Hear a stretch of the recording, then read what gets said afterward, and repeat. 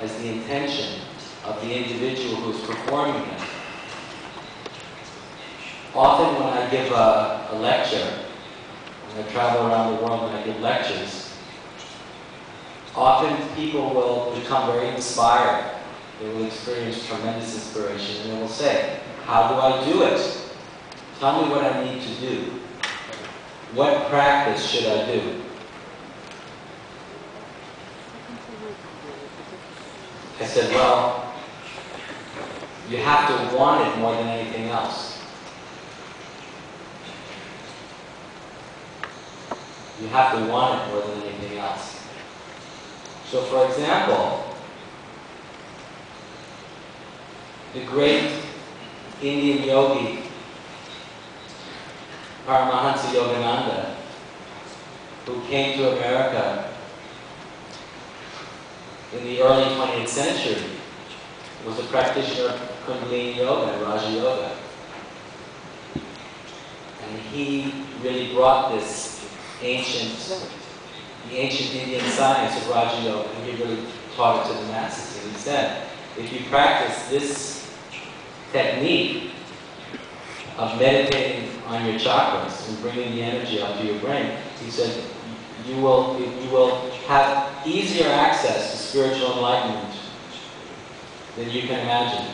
Now, it's interesting to find that since Yogananda taught, he hasn't produced any disciple that had the power of his own enlightenment.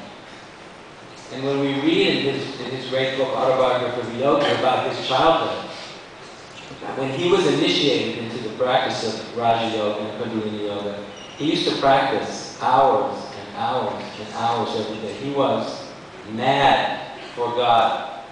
He had a passionate inspiration that was above average. It wasn't ordinary. He really, really wanted to become an enlightened human being.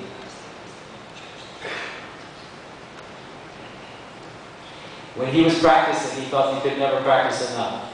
So he was bringing the intensity of his intention to his aspiration to become an enlightened person. And it was the intensity of his inspiration which gave the particular practice he was doing power. And it resulted in an extraordinary, dramatic transformation that ultimately had an effect on millions and millions of people all over the world, and is continuing to this day.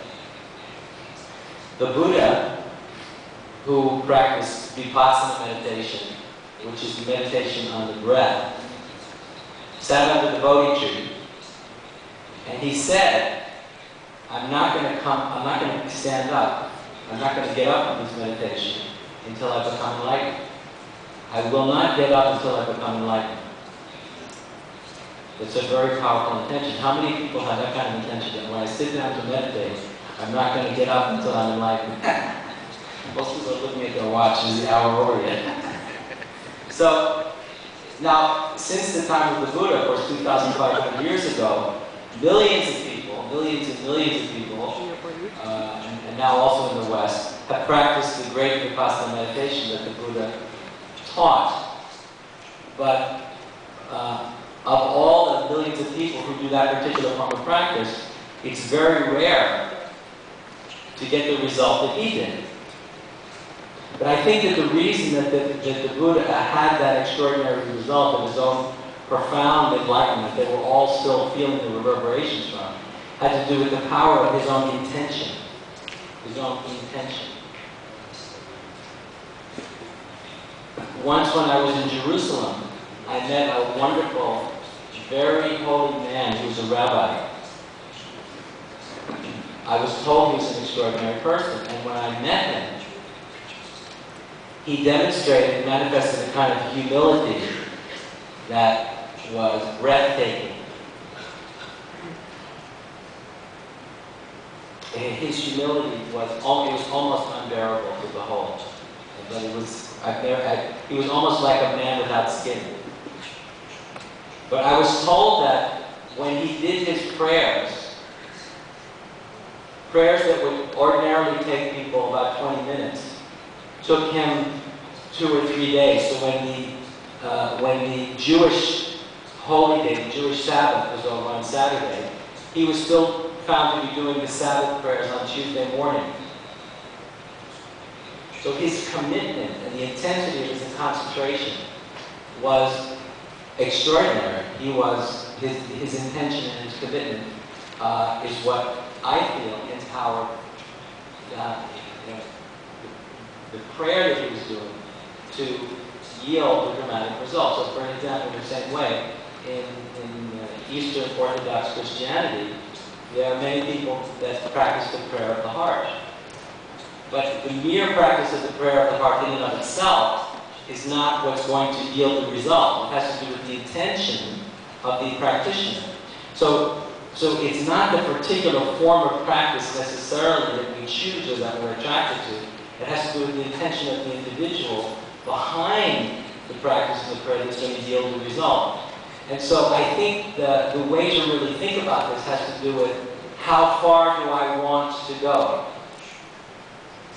And ultimately, I feel that spiritual practice is a meditation and consideration of infinity. So deep and profound prayer, deep and profound meditation, and serious spiritual practice is really about the contemplation and meditation on the nature of no limitation or infinity. And the question is, how much does each and every one of us as individuals want infinity, no limitation whatsoever? To what degree do we want all boundaries to fall away? And when we engage with whatever our chosen form of spiritual practice is, with that kind of commitment and that kind of intensity, then I don't really think it matters whether it's the prayer of the heart, whether it's the practice of Kundalini Yoga, whether it's the Buddhist form of Vipassana meditation, whether it is Taoist internal energy work. The result will be dramatic. Or even, of course, if we practice, for example, Dhyana Yoga, if we're really looking into what spiritual enlightenment is from the perspective of philosophical paradox. If we're really, how deeply do we look into questions? How important is it us to really know what's true? And so it's the intensity of our own interest in our own liberation that's going to really ultimately carry us to the beyond the shore. It's not any particular practice. The practices are not really the issue. They are the boat, but their power really is ultimately dependent only on our own intention to go all the way.